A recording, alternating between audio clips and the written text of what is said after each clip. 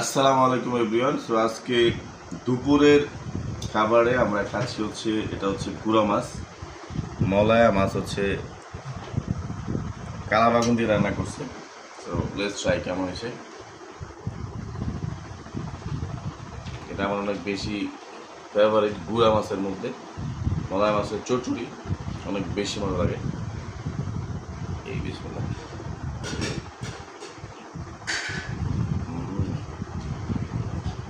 টক টক ঝালদা মজা।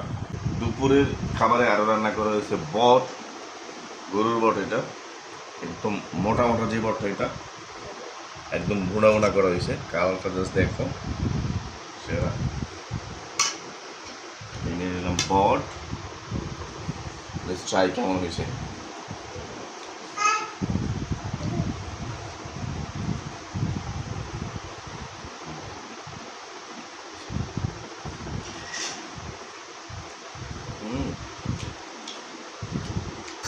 ওয়েলকাম।